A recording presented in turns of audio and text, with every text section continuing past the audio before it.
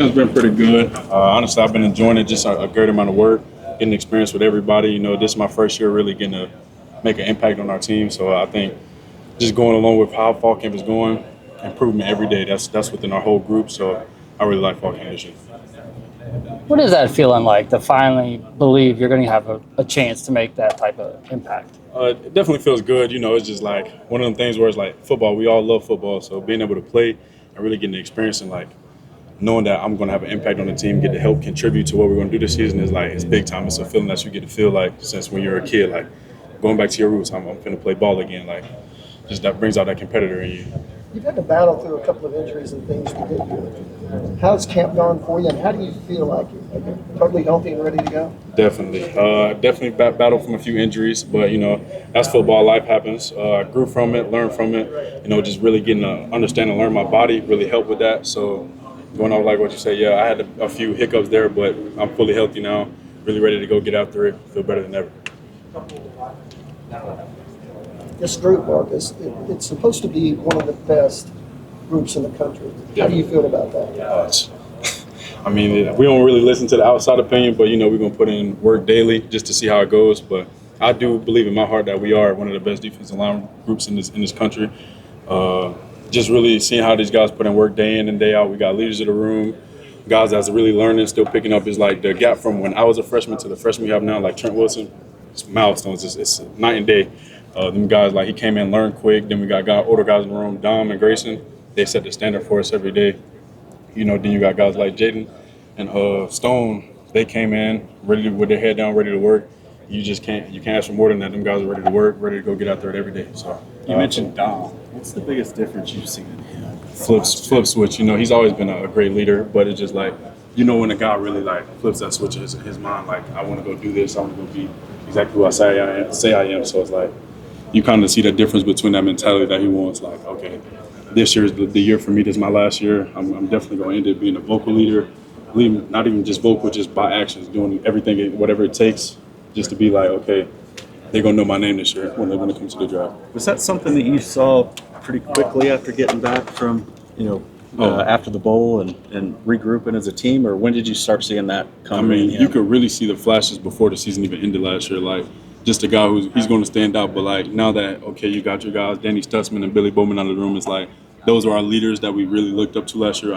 Obviously, Dom was one of those guys too, but having everybody else in there and then he has to step into that role, he did it amazingly.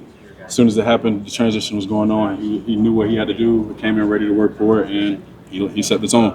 A lot of people have been saying David Stone's poised for a breakout this year. What's been so different about his offseason compared to in the past? Different animal, like you say. Like, it's just how it comes in. He come in with a mentality ready to work. Guys up there with coach every day, watching film, extra film, asking questions just to really understand the game so he can play faster, play harder, know really what's going on. His football knowledge is going up through the roof. Like, things like that, just you can see like, okay, yeah, now the game's starting to slow down for him again, and it's just like, okay, yeah, when I see this now on the field, a breakout season definitely coming his way. Markus, how do you feel like the transition is going for Nigel, moving from defensive end to defensive tackle? Just like football in general, going from a position is tough, but he picked it up fast. Like going from one position, defensive end, then going into the tackle. He knows a lot about like our position, like just having D-line knowledge in general. But the switch that he's had is just like, okay, I see you're smart, you're learning. Now it's just getting those reps, and he's getting them. He's really understanding what he's going to do, working his body, and things like that. He got a really good understanding for it pretty fast, honestly. In this defense, how much do you feel like the defensive line can set the tone really for the whole unit? That's the game starts up front. That's just what we preach to. That's what we know. That's our standard up here. So once the game starts, D-line got to set the tone immediately. We're going to go out there and strike first. And that's striking back. I'm telling you, like, D-line got to go out there and set the tone for the game early and be ready. How much of a difference is there to play over the nose and say you have to do and play the three technique on something you have? How much of a difference is there? To us, it's really no difference. We're going to go down there and play ball. D-line is dirty trench work, so you just got to do what you got to do to get the job done. So we don't really see a difference in it, but we know we're going to get our job done to the best ability. Do you not run into more people inside, or? It's really all the same up front. Like, I see the three. If I'm a three tech, I see the guard. We see three up there. So I see the guard, the center, the tackle, maybe extra tight end here and there, but we don't really get shaken up by that. We enjoy what we see, so we still play the game like that. What's it been like having Venables call a defensive game and just running that group overall? Hey, I mean, Coach V, he's a defensive guru. He's a defensive mastermind as well. So it's like knowing what he has in store is like, okay, I see what he wants to do here. You start to learn his scheme is definitely crazy, but you start learning like, okay, I see why you want to call this here. Like it just builds your overall football IQ for the game. So I love like him being our play caller is just like I never had to worry. Like I remember I had my freshman year. I'll never forget it. It was like a second and long, maybe something like that, second, third and long.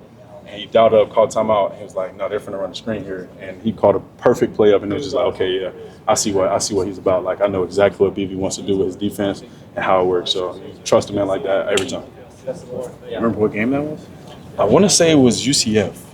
I definitely want to say it was UCF game, but it was crazy, honestly. Like, me being me, I was like, my freshman year, I didn't really see a lot, but I was like, just being in the power or being in the huddle, like, okay, like I'm really breaking down everything that they got going. So it helps you understand what's going on. Marcus, obviously, first game's against Illinois State, and a lot of people are going to go, well, ho-hum, Illinois State. But you had a couple sacks last year in the season opener against Temple. So how much have you been stressing, especially to the younger guys, that, hey, these opportunities that you're going to get in the early season games, they do matter? No, they definitely do matter. You take one opponent at the same time or one opponent at a time. So it's like we're not looking past Illinois State. Illinois State is our main priority. So it's like, okay, when you get in there, if you get your opportunity, make the best of it. It's not taken for granted.